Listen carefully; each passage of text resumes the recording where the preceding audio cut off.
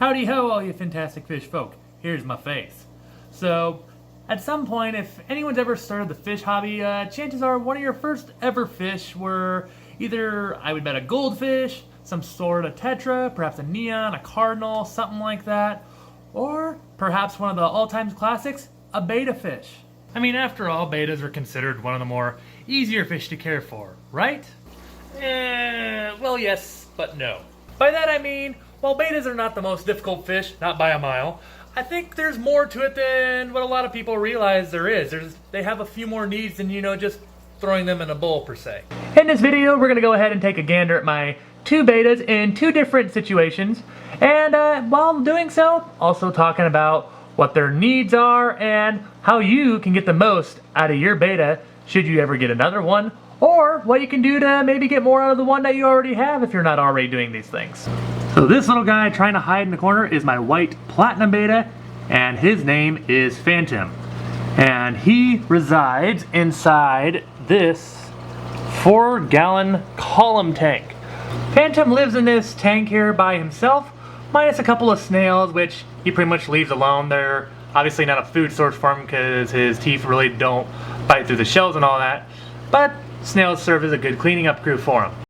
Which brings me to my first point, ladies and gentlemen, which, sometimes when people just throw a betta in a small tank or a bowl, whatever it might be, they don't give any sort of filtration.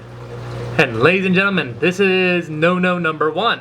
Make sure that regardless of the fish, you always have something that is helping filter the water and keeping this water somewhat clean for your little fin friend here.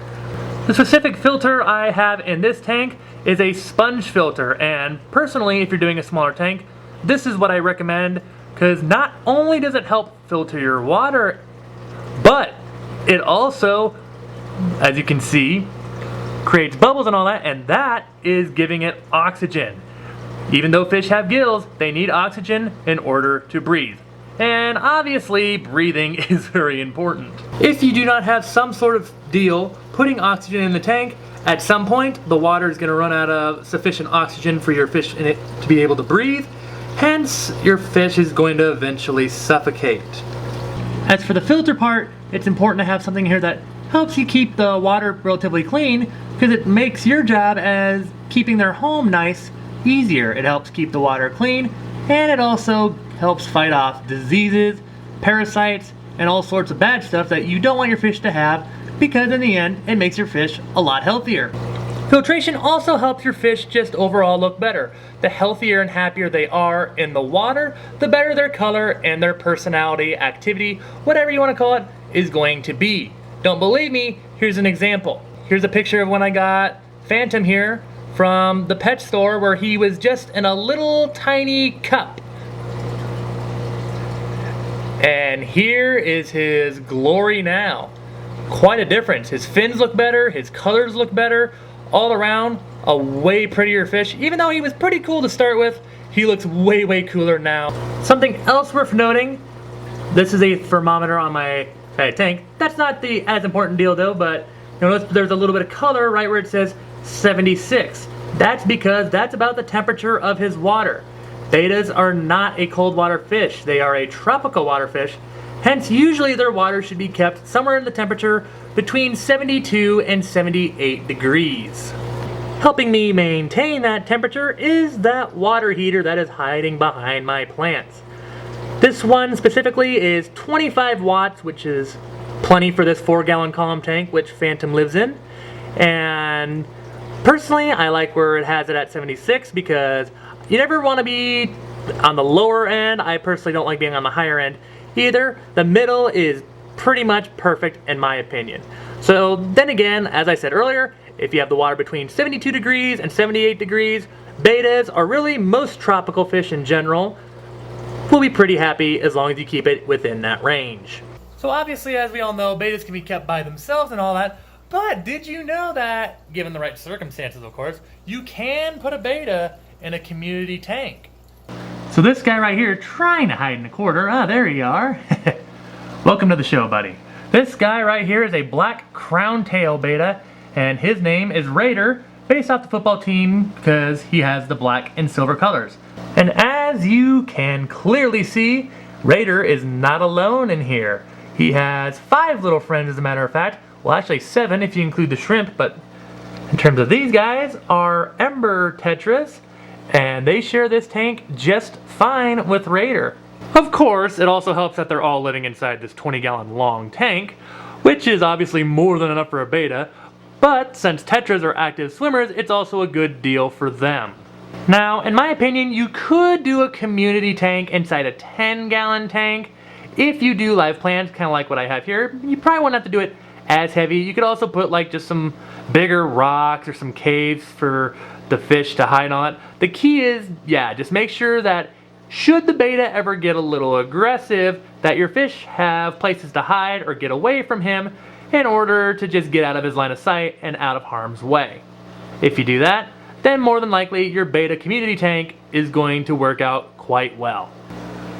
Betas, however, are also not the fastest moving fish, compared to Tetras anyway. Which brings me to my next recommendation. If you're going to put fish in with the beta, this would be my recommendation. Get fish that are kind of this shape. I call it kind of a torpedo shape, because these are the fish that can really swim very, very fast if they need to get out of danger's way. Another recommendation I would get is if you're doing a beta community tank, try to introduce all the fish to the tank at the same time as possible. That way everyone gets used to each other right away, and the little guys can also find places to hide if they need to, or you can even just see that if the beta is ever just going to get used to these guys and be like, okay, yeah, you guys do your thing, and as long as you stay out of my way, we'll be fine, which is pretty much what's gone on here. Raider was kind of curious about the Ember Tetras at first, but a couple months later now, since they've been in here, he really pays them no mind. The Ember Tetras don't really bother him much at all, and it's been a nice little balance in this 20-gallon tank. So in quick conclusion, if you're getting a beta, 1, make sure you got a heater for them. They are a tropical water fish. 2, make sure you have something putting air in the water so they can have oxygen, thus breathe. And 3, which can kind of correlate with number 2, make sure that you have some sort of filtration to help keep their water clear so you can have your beta looking as healthy and happy as ever, and overall his colors are going to look better too. And those of you that are considering a beta community tank, 1, make sure the tank is at least, that's 10 in case you missed that. Otherwise, I would say 20, you're probably going to get more out of it, more personality out of all your fish, including the beta. But 10 gallons should be just fine as well. 2, in a community tank, make sure you got plants. They don't have to be live planted like what I got there. But I would definitely recommend a fake planted tank over nothing at all. Or again, like I say, just put some driftwood in there, maybe some branches. Just something to where if you make a community tank that other fish, even including the beta, can get away from each other if they need to get a break from each other. But a little bonus I will say about live plants compared to fake plants is live plants help eat that waste or nitrates and nitrites that is produced when the fish, poos and pees in the water. It basically uses that as part of its food, which also helps you keep the water parameters nice and clean for your beta and really any fish in general. That'll go ahead and take care of this video. Thank you for watching. If you liked what you heard, saw, perhaps too, hit that thumbs up, give it a like. Leave a comment, we'd love to hear your thoughts. Maybe you want to learn more, maybe about keeping a beta by itself, or maybe more so, keeping a beta in a community tank. And if you like this little fish profile video, giving some tips and all that, what about them? Let me also know. Chances are I'll probably do some of these in the future. For with a lot of different tanks, means a lot of different fish. And some of these tanks, not even habited yet, so lots of new stuff coming down here. So if you like what I do here on the channel, also consider subscribing to the channel, because I'm always going to fish stores, always getting new ideas, new tanks, all the time. With all that said, ladies and gentlemen, Fintastic Freak, out.